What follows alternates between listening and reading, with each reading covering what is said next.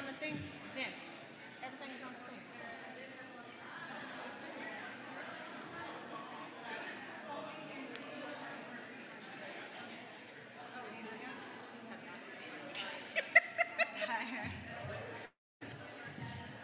We need that. Where's the cowbell? Probably still out there. Not here. I still see people coming, so we're going to get started in just a second. Yeah. What? I know. Where's the cowbell? I think Does anybody have the cowbell?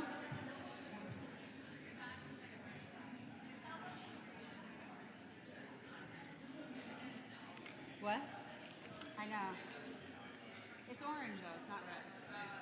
But I know. I thought that in photos. Looks like the France flag in all the photos. Oops, sorry. You ready? You good? Let's start. All righty. Hello, everybody. How are you? Hello. We made it to Thursday, y'all. Have you had a good experience so far? Yes? The complaints that I've heard is that we didn't feed you enough. We didn't give you enough time to network. So, we'll get better somehow, We want to thank you all so much for being here with us this week. We want to take us a few moments and thank our sponsors. We could not do events like this without them, so give it up for our sponsors.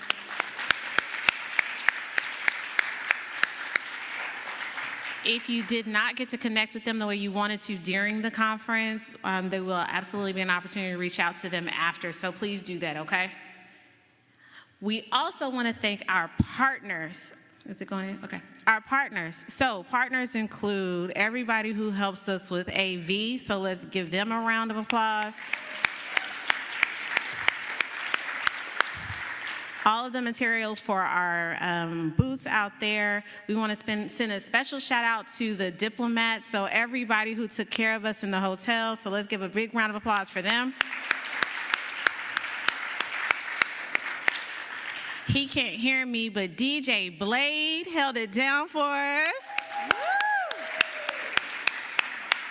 And then some other people you don't necessarily see all the time. So Encore gave us our internet, which was fairly stable, except for the blackout last night, whatever that was. But, whole building. Whole building. So thank y'all again.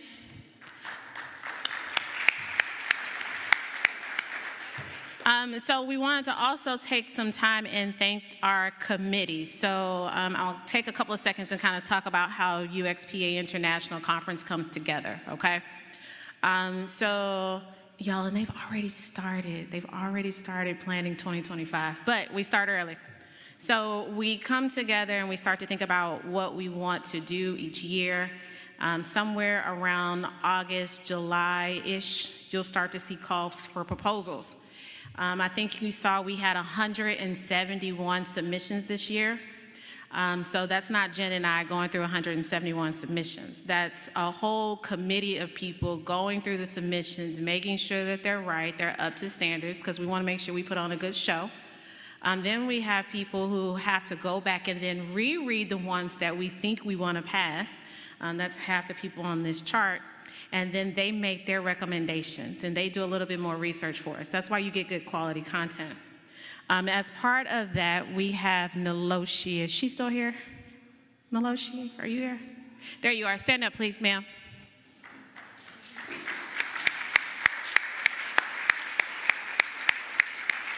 So for those of you who have seen it, we use a system called COMS to be able to track every submission, every review, and every acknowledgement.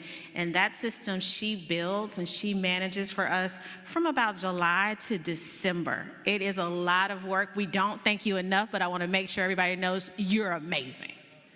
All right, Vicky, is Vicky in here? She was doing website stuff. Vicky's, all right, Vicky, wave real big.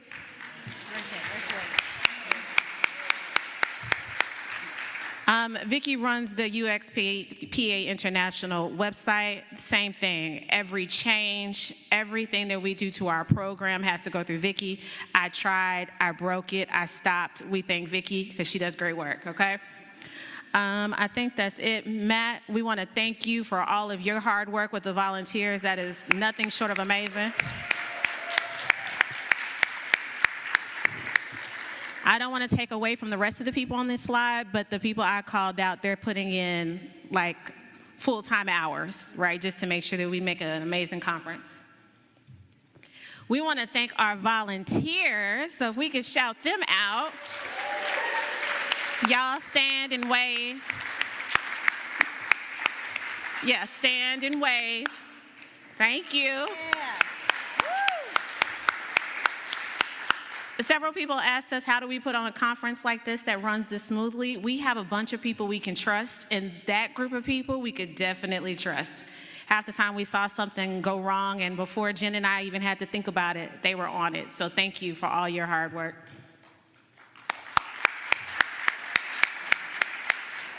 So I hope after this week's conference, one of the things that you have to have a question about is, how do I get involved? Raise your hand if you now want to get involved in the awesomeness. Yes, I'm putting you on the spot. Raise your hand. All right. We have a bunch of different ways for you to get involved. One that I want to highlight is participating in this conference. So again, as I mentioned, around July or August, you'll start to see a request for proposals. If you have any questions about that process, please reach out. We'll probably do some content this year to help you get ready, but that's the best way that you can participate in this conference. There are also volunteer opportunities, and we'll talk about where the conference is going to be. But then throughout the year, there are other things. So they put out publications, and there's webinars. So no matter how small or much time that you want to give to the organization, there is a place for you, so please get involved. So I saw people taking pictures. I want your pictures. Okay, I want your picture. So I've already tried to steal some of them off LinkedIn. I'll continue to try to steal them off LinkedIn, but you can help me out by just uploading them to the Google Drive. We'll share this out after, so when you're ready to empty out your phone, you can give them to us. All right, Jen? On that note, with the photos, if you were in the photo booth, as many of you were, we'll be getting a link to all of those, and we'll be sure to share those with you. Okay, who here found the flamingo this week? A bunch of you? Awesome. Thank you so much for participating. I hope that was fun. We have a couple more giveaways. Did anybody find on your seat in this room a Lego? One random logo. Anyone find a piece of a Lego? You know, Legos. Did they put them out? Imagine if they forgot to put them out. Did anyone find a, what are they called? The little bag, the bag for cornhole?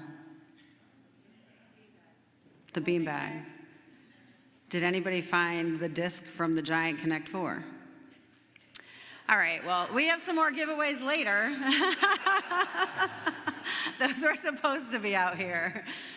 So we'll have to have some fun games then in the reception this evening because we are giving those away.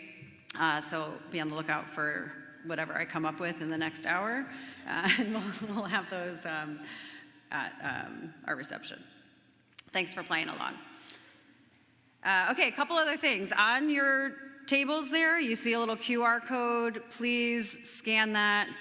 Please complete the salary survey. It's not just about salary, it's about trends in our field. So it's really, really important that we have more data so the information that we have and that we then share back to the community is accurate.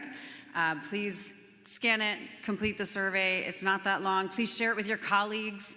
Again, the more data we have, the more accurate that data actually is. We share it right back to you all.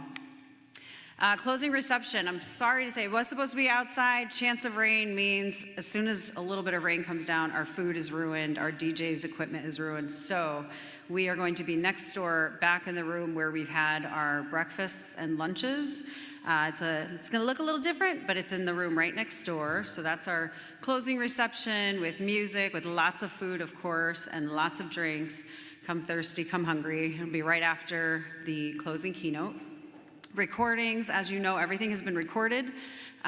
You will be getting the recordings, the speaker presentations, the posters. We'll be sending that all to you. If you have not shared a Vimeo handle, whatever it's called, then that's where we put our recordings. So please send us your Vimeo handle so we can make sure you get those recordings. Send it to chair 2024 at UXPA, and we can get those to you.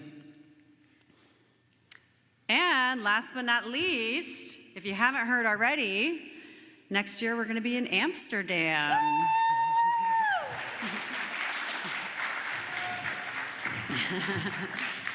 We'll have to find a new little mascot to hide around. The flamingo might not really work in Amsterdam, so, you know, we'll figure out something.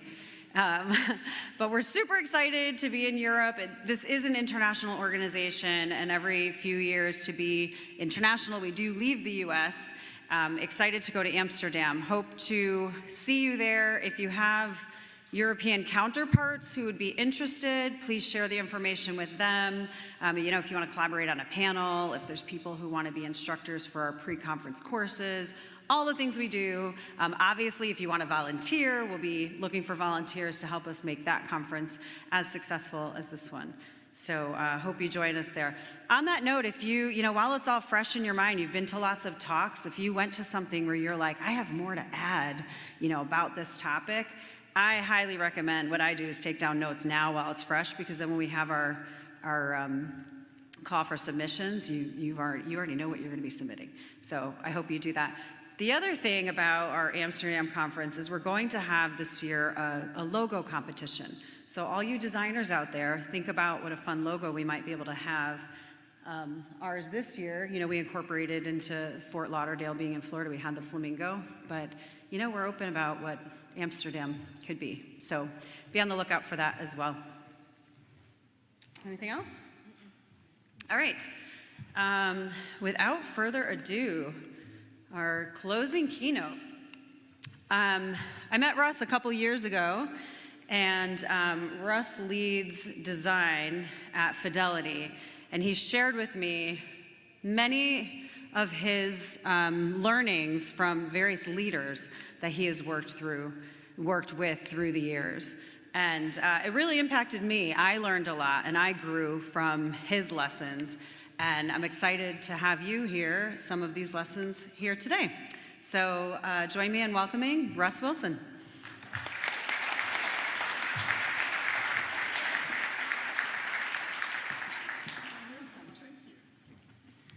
Howdy.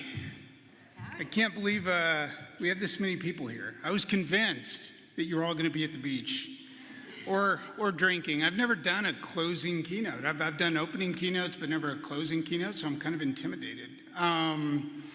So the pig, if you've ever been to one of my prior presentations, that's Mabel. I have no explanation for that. Just go with it. She sometimes appears in random slides, and I used it maybe 15 years ago to, you know, illustrate the lipstick on the pig bit, and she's just kind of stayed with me. I've grown attached. So as Jen said, I'm gonna share some leadership lessons that I've learned over the years. I consider myself a lifelong learner. I'm always trying to grow and become better. I hope that 10 years from now, I'm 10 times smarter than I am today. And I collect things. I watch other leaders. I've benefited from being mentored by some amazing people. And so I thought I'd just share what I'm kind of thinking about right now and working on for myself. So I also say that there's a little bit of a surprise. And not a big surprise, but how many of you, and be honest, how many of you wish you had a seat at the table? That's a phrase that I've heard so much over the last decade. So raise your hand if you wish you had a seat at the table. And this retinal burn in my face makes it impossible to see anything. Okay, how many have a seat at the table, but it's the wrong table? No, okay. I thought that was going to be fewer. All right. Well, I'm going to tell you how to get the seat at the table. All right? That's what we're going to talk about at the end. And it's surefire. And no, I'm not trying to just get you to stay here and not walk out. I promise. There's going to be something of value regarding the seat at the table. So real quickly, because you may not know who I am, I'll give you a little bit of context. I don't want to spend a ton of time here, but I think it's important to know. I started off in computer science and got a bachelor's in computer science and master's in software engineering. This was before UX existed. I know you are shocked to hear that. You know, I started out of college, worked at IBM. I wound up founding 3 startups. I raised venture capital. I bootstrapped. I wound up working for some large companies, mostly digital companies, and I've been very fortunate. At the end of this list, I have a picture of a motu in French Polynesia. That's because I had the opportunity to go to French Polynesia, Bora Bora, and if you've ever been there, it's unreal. And I decided I wanted to buy an island. And I talked to a real estate agent. I went that far. And then my wife found out. Well, that's all with that. We'll just stop there. But I still dream. I dream of the motu. I will never have a motu, though. But, you know, this story, right, like the kind of story arc of my career doesn't really tell everything, right? Like, it doesn't really show all the challenges and all the obstacles that I've faced. And we all face obstacles and challenges. You know, the truth is, there was a point in time where I was homeless. My father had left my mother and I, and we wound up homeless for almost 2 years. I have been hit by a drunk driver, and I've had multiple back surgeries as a result. I have encountered various things I probably won't even share here at this time.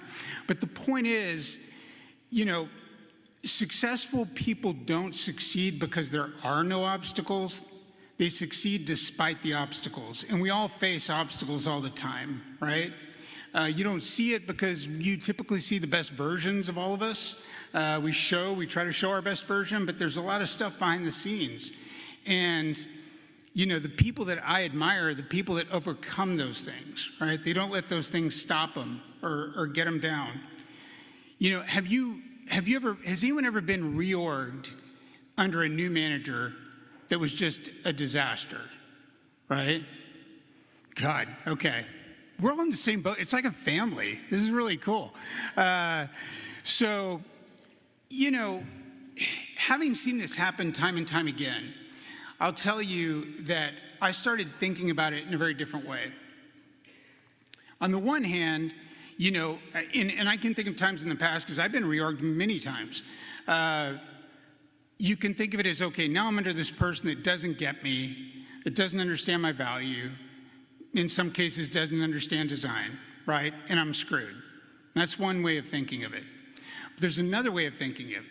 You can reframe it into, this is an opportunity, right? This is an opportunity for me to grow, to figure out how to influence this person that doesn't get me, to help this person understand how to get me and how to get design. And I'm not just trying to give fluff, I mean, I really mean this, right?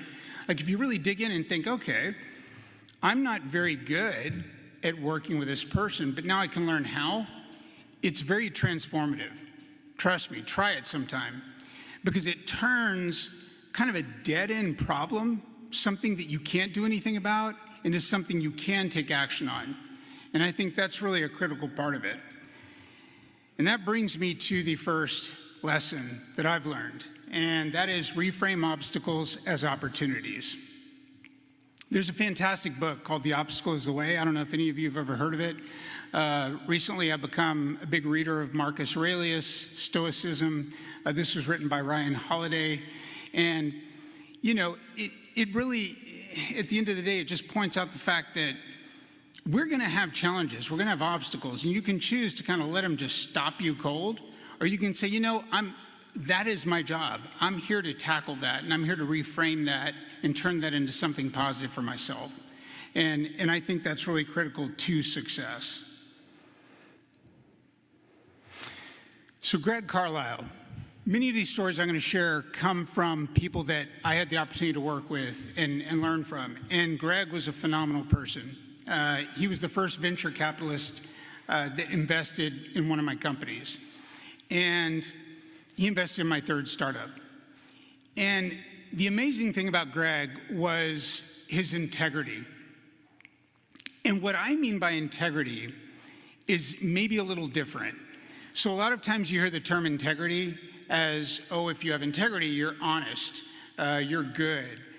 These are kind of like generic qualities that we associate with integrity.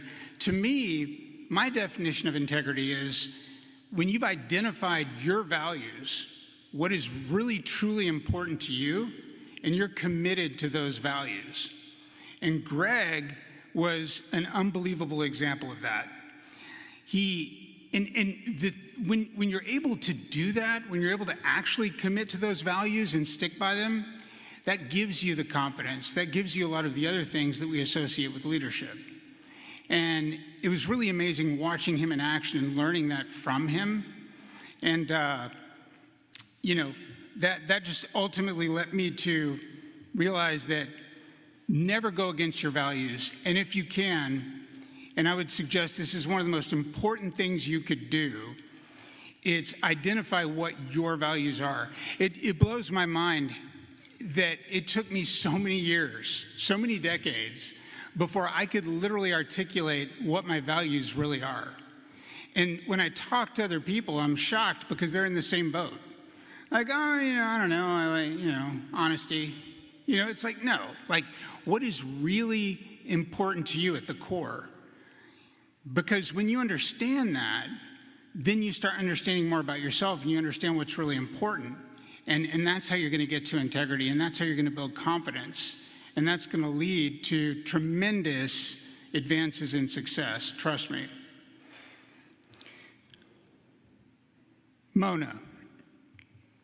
Mona, phenomenal, again, person. I'm not going to put anyone up here who isn't phenomenal, so I'm probably going to say phenomenal over and over again. But she's an MIT professor. She was the head of Fidelity Labs for a period of time. She's on several boards, an amazing career. And I would often meet with her. We used to meet once every other week. And in one particular meeting, I was just talking about how this BU president was difficult to work with, and he was going to do this, this, and this, and that was going to screw everything up. And, Mona just stopped me, and she said, you've got to focus on what you can control and let go of the rest, right? And I'll be honest, I kind of brushed it off a little bit. I didn't really I was like, okay, thanks, Mona, whatever, I'm still screwed.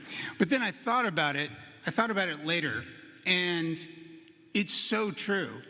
And it's amazing when you really grasp that concept, how much your anxiety, how much your stress comes down. And it's not a defeatist, a fatalist. It's not like, oh, I can't control anything and I'm screwed, so I don't have to do anything. It's not that at all, right? It's really understanding what you can control and what you can't. I can't control the company choosing to hire someone and reorg me under that person. But I can control what I do after that, right? I can control how I work with that individual, as an example. I think this is really critical.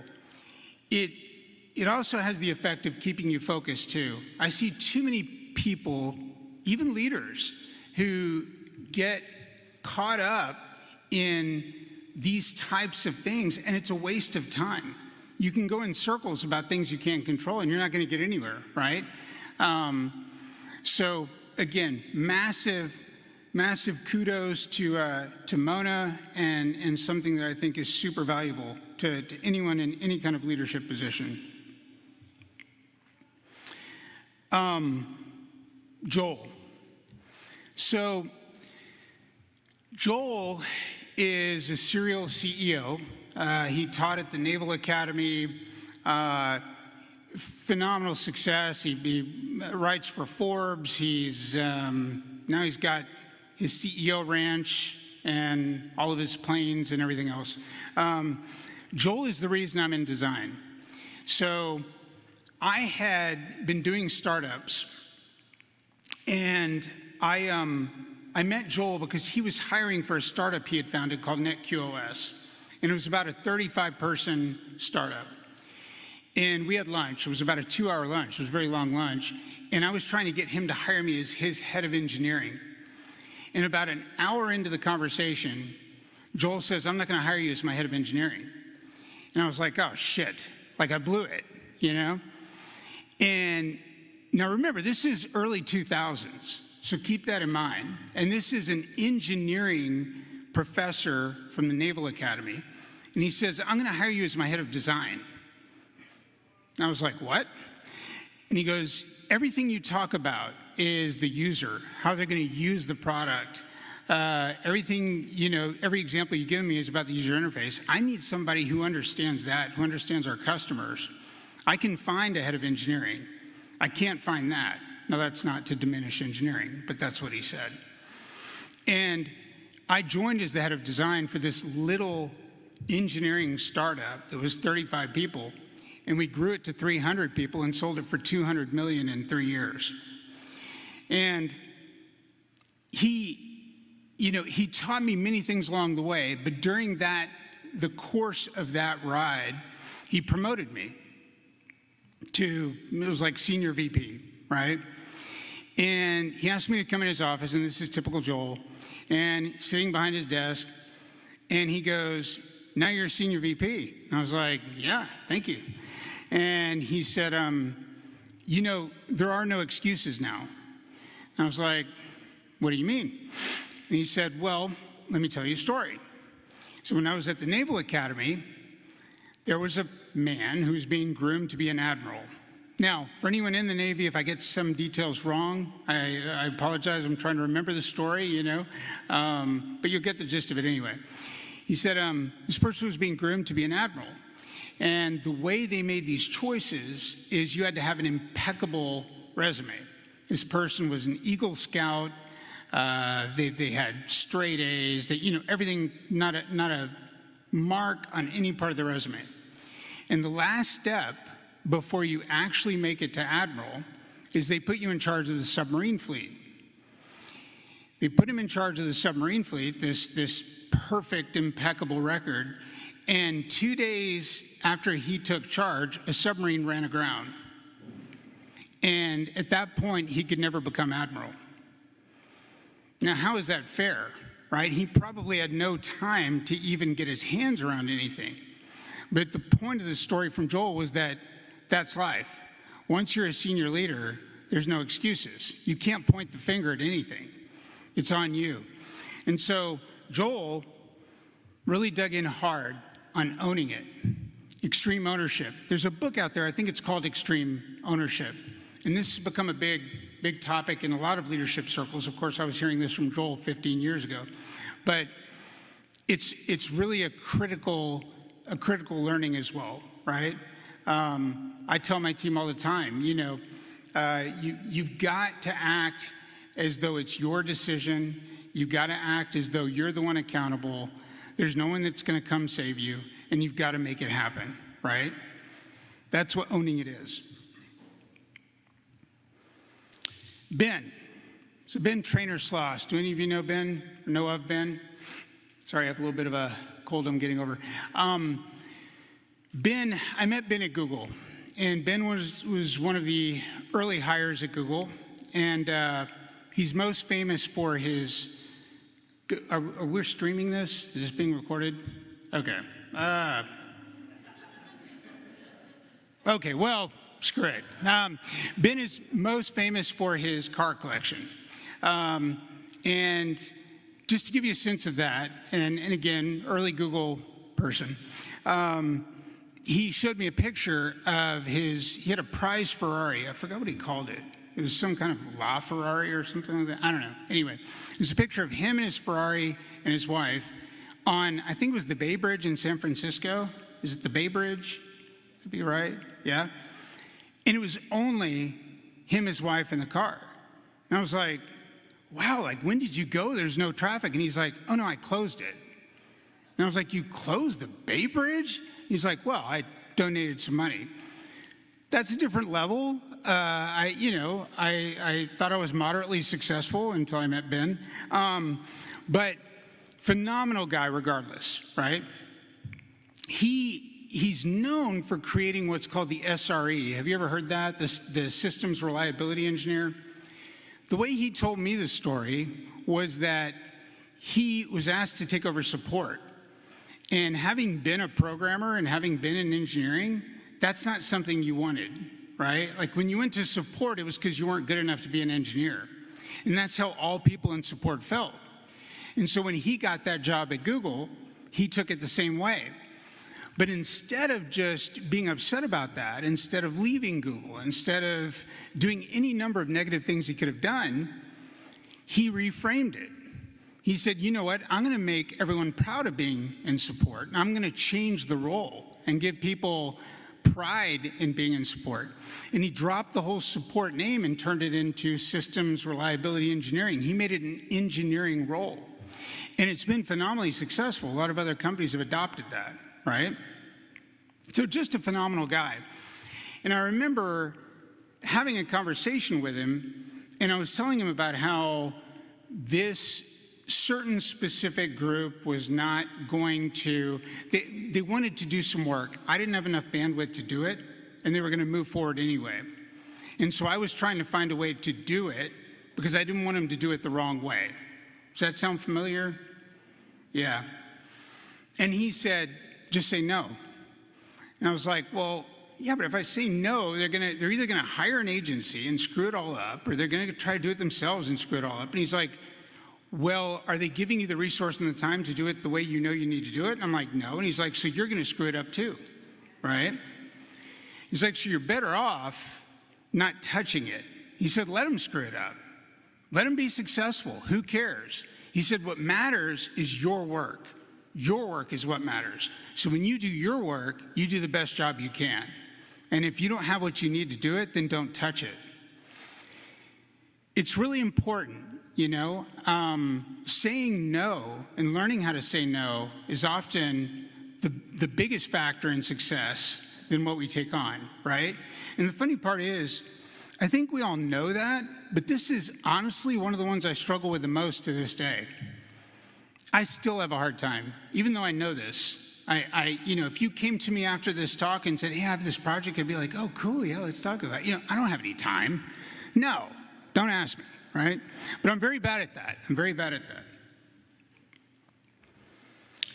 Kathy. All right. I don't even know where to start with Kathy.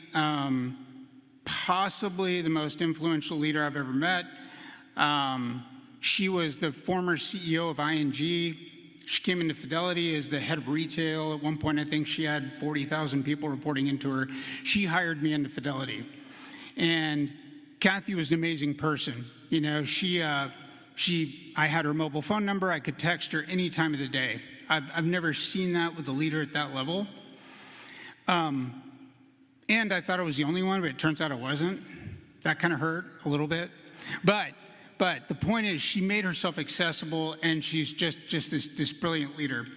And she would connect with you, and she would talk through anything with you until you got negative, until you started, talking in a defeatist way, or talking like, yeah, well, we're never going to be able to, and then she would just rear up, and all of a sudden you were reminded that, this isn't my buddy, right? Like, I've got to be careful what I say. But the message she kept drilling into me was to be indispensable, to at the end of the day, to provide a service or a value that was indispensable. And she said, when I say indispensable, I don't mean in your eyes. She's like, because to you, UX is super important. To a lot of BU presidents, they don't care, right? They care about potential results from great UX. They care about more sales. They care about things like that. But, you have to really see it through their eyes. And so, she would, over and over again, every conversation we had, she would turn it around to, how do you define yourself? How do you position yourself as indispensable in their eyes, right? And speak their language. And I think it's something that we have to remind ourselves of. often. Greg. I love this one because Greg actually was under me in my org. And another phenomenal leader. He's one of those people that you just can't rattle. You know, I don't know what's wrong with them. I don't know if they're secretly psychopaths, but you cannot rattle Greg, right? And I remember being in a meeting with Greg. We had a new, very senior executive come in, and he took over some products that we had been designing. And he wanted to have a meeting with me and Greg. Now, Greg reported to me. Greg was leading most of the work. I was there because of my level and the level of this person. And this guy started just tearing into the work. Everything was wrong with it, right? I think he put his foot on the table, really, really bad body language, and he just starts tearing into Greg. Now, Greg reports to me, so I'm getting very defensive, you know? And this is wrong. What were you guys thinking? I don't get this. I don't get that. Blah, blah, going on and on and on. Okay, finally we end the call. I kind of end it. I wrap it up with, hey, we're going to take all this feedback. We'll come back to you. We'll talk to you later. And then I'm sitting at my desk and I'm thinking, oh man, poor Greg, you know? Like, he's literally got to be freaking out. So I call up Greg. I'm like, hey, Greg. And he answers, hey, Russ. And I'm like, what'd you think of that meeting? And he's like, I thought it was great. And I'm like, really? And he's like, you know, I think you had a lot of good feedback. I think a lot of what he said was actually smart. And I think we need to think about that, you know, and I think we can make some really good changes. And in that instant, I was so humbled. Like, I felt like the kid and he was the parent, you know? And it just reminded me of the power, again, of kind of being able to reframe things, you know, and be in control of your emotions at the end of the day. You know, being able to take that deep breath and before you respond and not always assume the worst or assume that it's negative, you know, just kind of process it and get through it. And Greg is a master at that. So this one's kind of tricky for me. So this is actually my father. I think this was taken when he was 17 years old. My father was his home was bombed during World War II in Germany. He was a German immigrant, but he was living in Germany at the time. His mother was killed in front of him, and he took a lot of shrapnel in one of his legs. And the way he framed it, he was carried off in a meat wagon to a hospital. He wound up running away from home, and I think it was either 16 or 17, he jumped on a boat and took that from Germany to Canada. And in Canada, he started living on the streets. He was eating out of garbage cans. He ultimately found a job at a shoe cobbler, I think he called it, where he would repair shoes, resole shoes, and eventually started making friends and building up something for himself until he found a way into the U.S. via, I think it was the GI Bill. If you were willing to join the Army, you could get American citizenship. And he wound up coming into the U.S. in the U.S. Army and eventually met my mother. In the Army, he learned how to program. And he eventually wound up being a programmer for IBM. And he had never gone to high school. I don't know if he went to grade school of any sort because of his situation. And of course, never went to college. But he had a phenomenal way of finding a way to survive and finding a way to make things happen. He had unbelievable ingenuity and survival skills. And this was despite any obstacle that he faced. He wasn't Bill Gates. He didn't want to be Bill Gates. He had kind of a different path in mind. And it was funny, I remember, I wasn't going to add this part, but I will. He died last year, and the last thing he said to me, he called me up, and he said, if you want to see me, you better come quick. And I was I was like, oh, okay. And I'm like, it's bad. And he's like, yeah. And I said, I'm really sorry. He laughed. He was like, why are you sorry? He goes, I had a great life, man. I had a lot of fun. Like, go live yours. And that was the last words I ever heard from him. And the takeaway from that for me was, how do I ever get to that point? Because I can't even imagine that, thinking that way right now. That was just remarkable, right? But the ingenuity that he had, just the survival skills to find a way to survive, to deal with any obstacle, again, was really, really impressive, especially for someone in his situation. Whoa, that was my face. Okay, so key lessons. Reframe obstacles as opportunities. I practice that myself right now. Every time something upsets me, every time something scares me, every time something comes my way, I take a step back and I try to reframe it as, how can I learn from it? How can it make me grow? How can it make me better, right? I can't say enough about identifying your values. I think this is something that we don't pay enough attention to. In fact, I sometimes wonder why we don't pay more attention to psychology and things like that in grade school. So much of our success in our lives depend on understanding ourselves. It's like that phrase, like, you can't help others until you help yourself. And yet we devote so little time to it. We learn a skill, we learn a discipline, and we go out there, but no one teaches us management.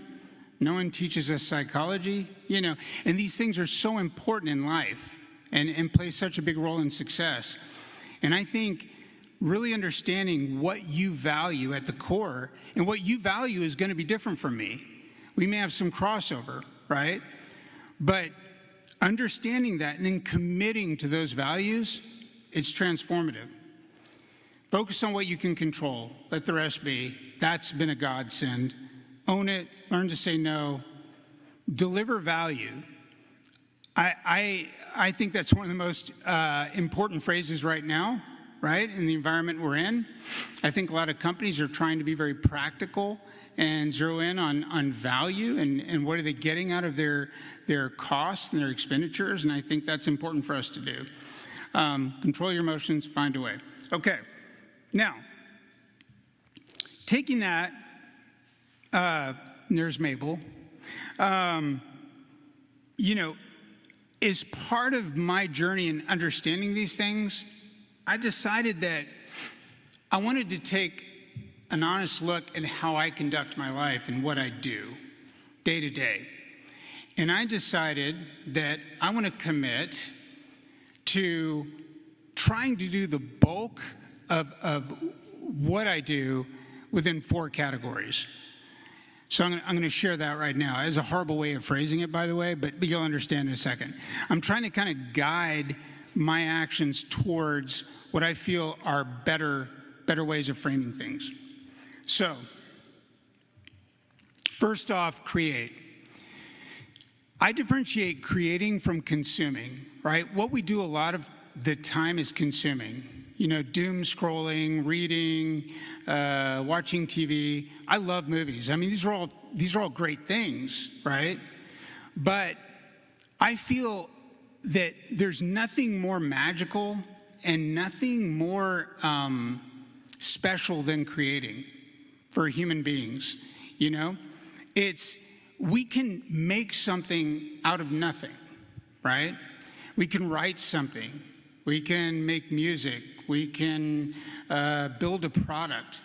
And that, to me, is really kind of at the core of what it is to be a human. And honestly, if I look back on my life, I wish I had more of a larger percentage of my time creating than consuming. And so I really feel like all of us should be focusing on creating to the extent that we can. I remember, it's funny too, how transformative creating can be. Someone I know, I won't share the name, but she's a phenomenal leader in her own right, and she shared a personal story with me. And she said, when she was younger in high school, she dealt with eating disorders. She dealt with severe anxiety and bulimia. I'm sorry, anorexia and bulimia.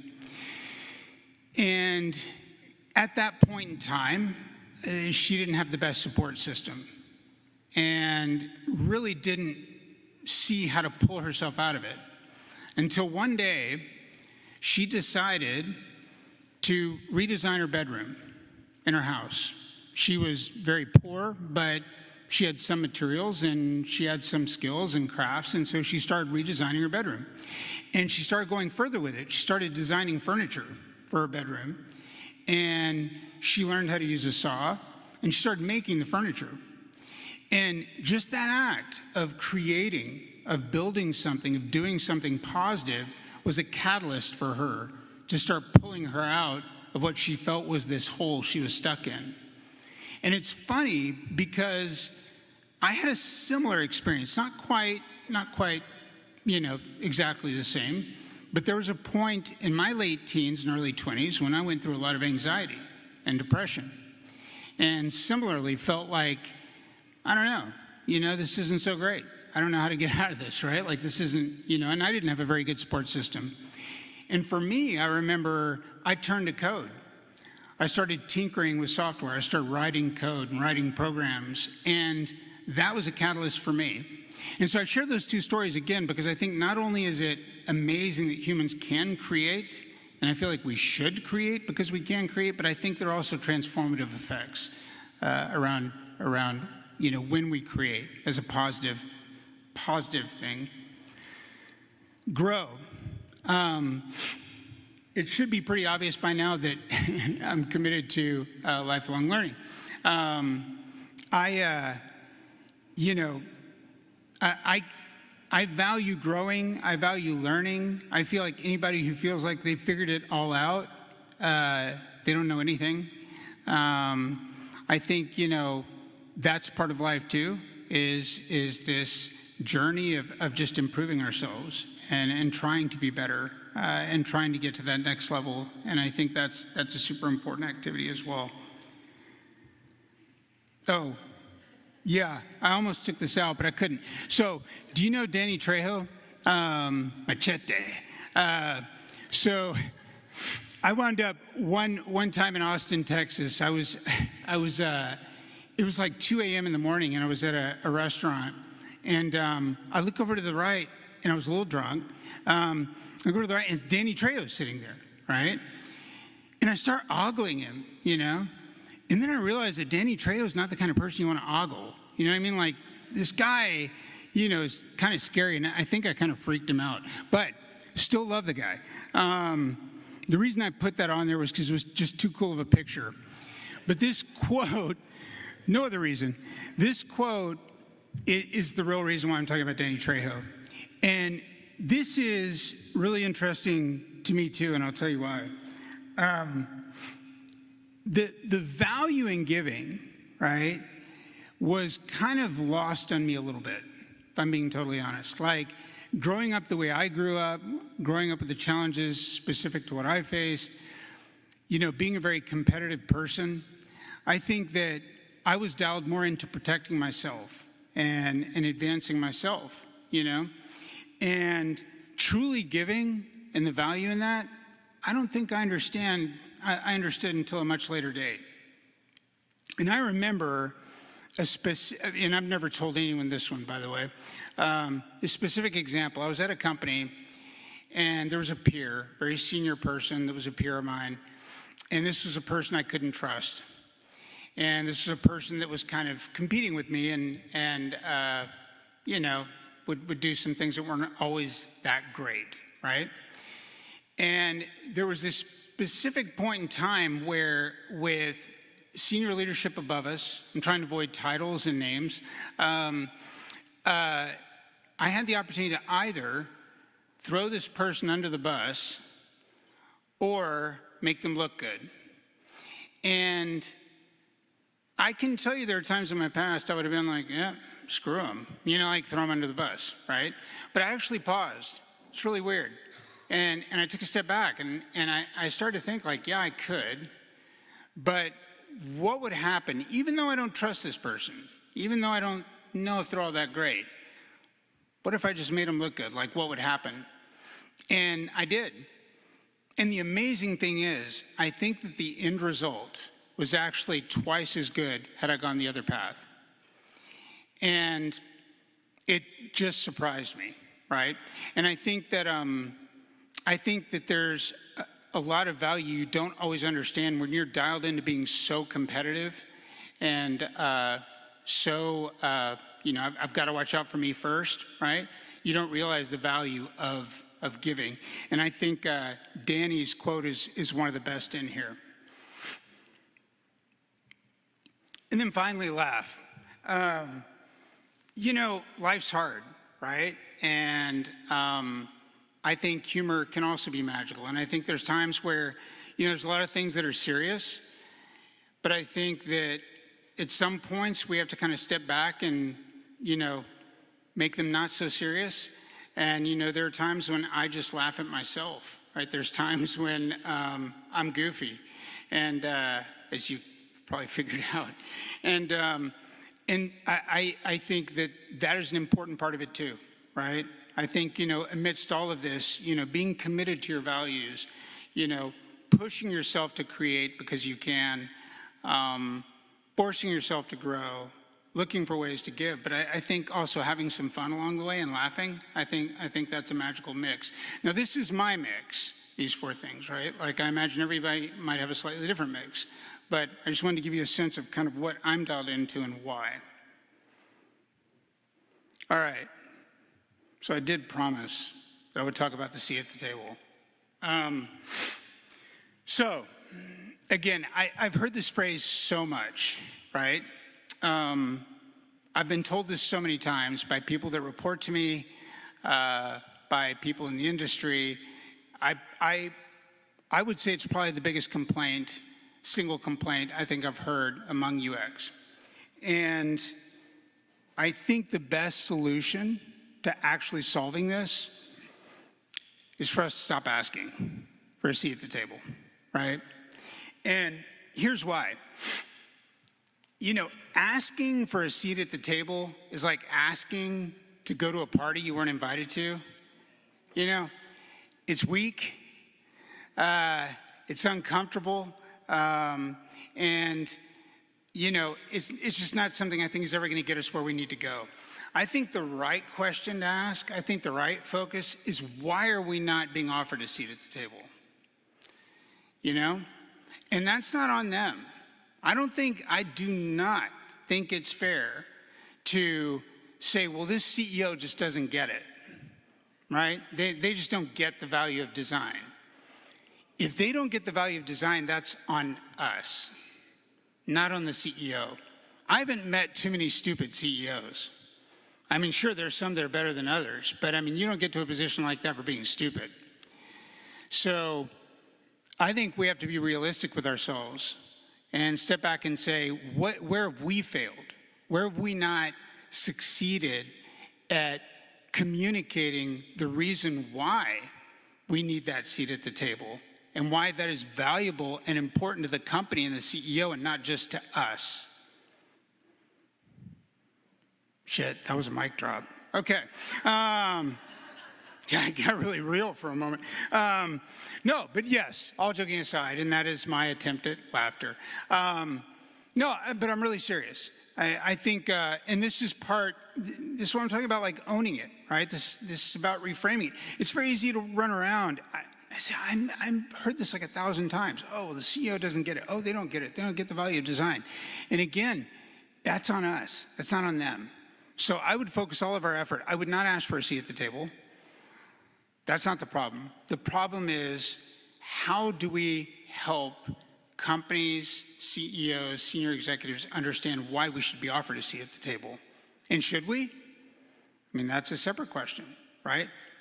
Do we want it just based on ego? Or do we want it because we really think it's going to have a big impact? What do you think is going to happen when you get that seat? Think magic's going to happen? All of a sudden, design's going to be the most important thing in the world? I don't know. I think those are the things that we need to tease apart and think about instead of complaining about not having a seat. And if all else fails, if none of that works, well, yeah. That's my fallback. That actually is my daughter. So I have 3 daughters, and a lot of the journey I'm talking about, I probably owe to them because they are the best way to reset your ego, so to speak. This was not staged. She really hurt her finger, and I was trying to get a picture of her in her chair, and I was getting frustrated, and then all of a sudden she just goes, and I'm like, oh my God. And I showed it to one of my design teams at the time, and they put the design this on there, and it became a funny thing. And now I bring it to presentations, and my daughter would kill me if she knew that was on there. All right. Lastly, I thought I would share this quote too. I read this and I printed it out and I put it on my desk, and this really sums up how I feel in a lot of ways. You know, have you ever looked up, you know, a lot of people talk about retirement, right? And, oh, I can't wait to retire. Have you looked up the definition of retire? Lay down, give up, die, you know? I'm like, holy shit, I don't want to retire, you know? Like, honestly, I have no interest in fishing for 20 years. You know what I mean? Like, yes, I want to do fun things. I want to be financially independent. I want to be able to travel and experience things, but I still want to be delivering value. You know, I still want to I want to have a purpose, right? Because when you're dead, you're dead. God, I didn't mean to say that. It's getting dark again, but you know what I mean? Like, but it's true, right? You get older and you get weird. But it's true. And I think I have absolutely zero interest in slowing down, with the caveat that I don't mean this to mean work yourself to death either. I think there's a ton of value in jumping in the ocean after this, right? Relaxing, having a drink, getting a massage, you know, doing self-work, you know, all those things I think are critical. We have to be healthy to be able to produce things. But there's just something about this that captures better than I can really frame it. So I'll just leave it there. And with that, Mabel and I say thank you, and now you